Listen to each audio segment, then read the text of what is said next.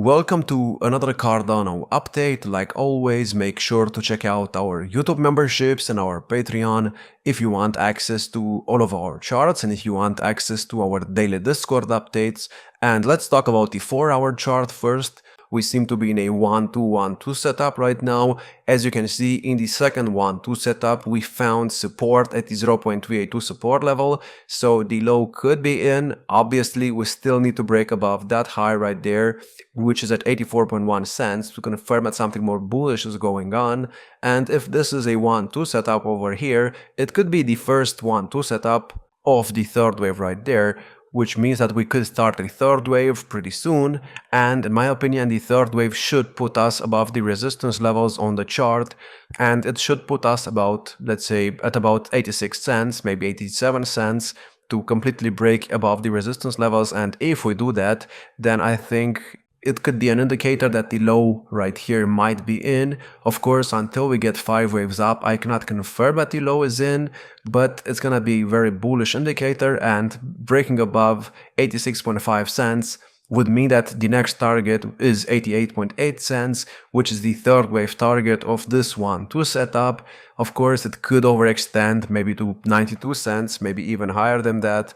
But at some point we're gonna need a fourth wave move down, and then the fifth wave move up could put us at the red line on the chart right there, and it could even put us above the third wave high right there. But even if that's the case, these 5 waves up right here will only complete a much bigger first wave, so after that we're still gonna need an ABC down, so we could get rejected right here. And if we get an ABC down, this is gonna be a first wave, the ABC is gonna be a second wave, and the third wave move up could put us above the red line. And by the way, the third wave move up, which should look something like this, will be the third wave of this fifth wave move to the upside.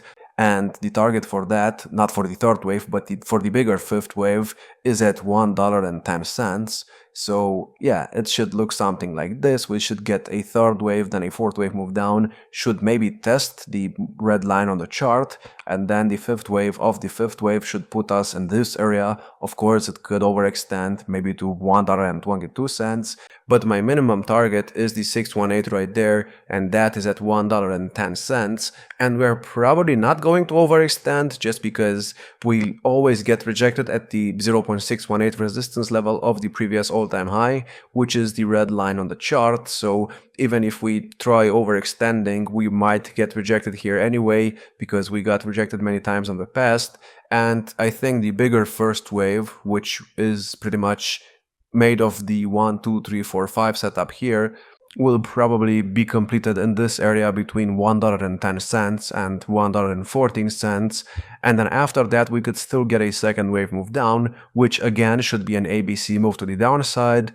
And after the second wave move down, I am expecting a third wave, which, I mean, this is gonna be a third wave of a third wave of a third wave, so this should be the most impulsive move of the entire cycle.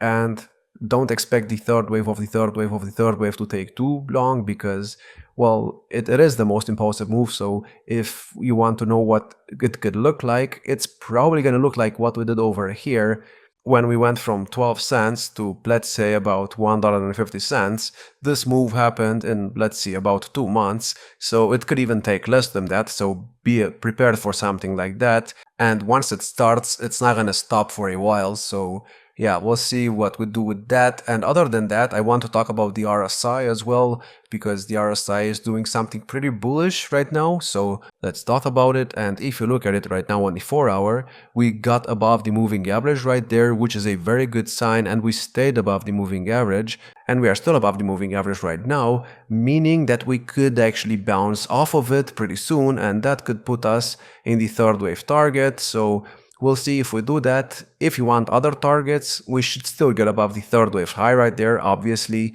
to confirm that something bullish is going on. And that right now is at 93.6 cents, let's say. So we'll see if we get that right now. And I will give you a target for the fifth wave as well, but only after we get the fourth wave move down.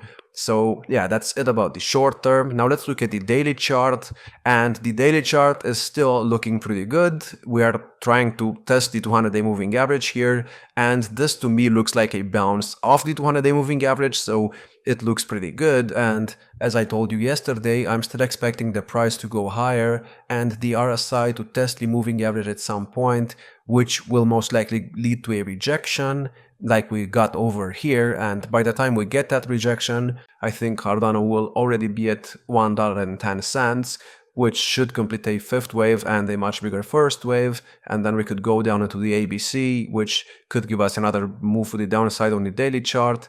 And other than that, we're still waiting for the cross on the bull market support band to actually give us a pump. And as I said a couple of days ago, usually in the short term, after we have a cross on the bull market support band, Cardano actually goes down. And yes, we had that over here in 2024, and we even had it over here in 2023. So I told you this could be what could happen next, and it happened. And of course, maybe the correction is not over yet, maybe we'll go a bit lower, but it doesn't really matter in the short term because, well, I don't really care about the short term. All I care about is the long term, and the cross on the bull market support band usually tells us that we might get a bounce, but not instantly. And if you look at what happened over here in 2024, we had a cross in August, let's say August 22nd, and the big move to the upside right here actually started about 2 months after the cross. So after we had the cross, I remember making videos back then, and I remember people laughing at me because I was too bullish on Cardano, even though I just told you we had a cross, and people were not believing me because, well, it had been about 2 months and nothing really happened after the cross. And well, I told you that at some point we could get something like this, and what do you think happened? We got a move like this. And right now, maybe the exact same thing is gonna happen. We had a cross, let's say about maybe 2 weeks ago, and maybe we're just not gonna do anything for the next month or so until we actually form a much bigger 1-2 setup here. And let's say we form the 1-2 setup by the end of August or so. By then, everybody's going to be bearish because, well, Cardano will still be in this range. But by that point, the structure will pretty much look exactly like what we had over here and over here. Now, of course, we do not have to wait 2 months. I mean, if you look at 2023, here we did not have to wait for that long. Here we had the cross on October 1st, let's say, and the pump started on October 25th. But as you can see, it was not instantaneous, and it actually took a couple of weeks for the price to react to the cross on the bull market support band.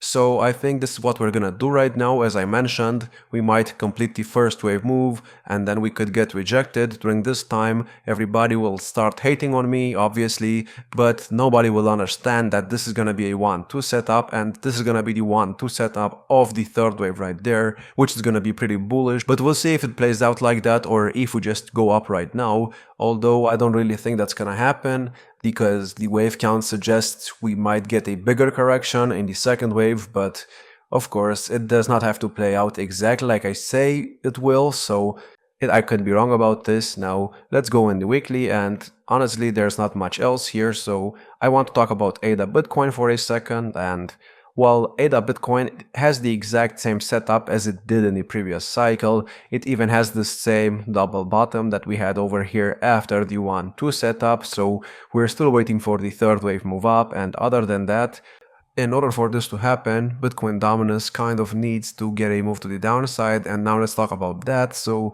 Bitcoin dominance reacted to the 0.618 support level over here. I told you this level is gonna be important, and well, we are still above it, and we are about to close a green wick, which is not a good sign.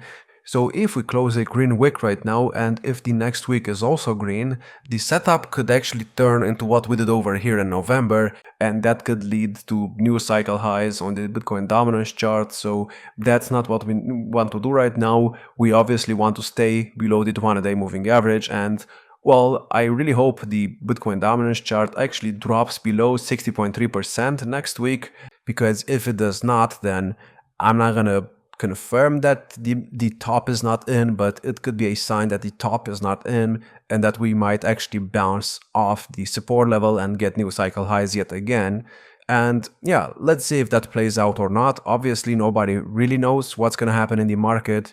We can only use what happened in a couple of cycles before this cycle to understand what could happen. But obviously, nobody really knows what's going to happen because nobody has a crystal ball, not even myself. So We'll see what happens, and I hope you enjoyed. If you did, make sure to check out our YouTube memberships and our Patreon if you want access to all of our charts, and if you want access to our daily Discord updates.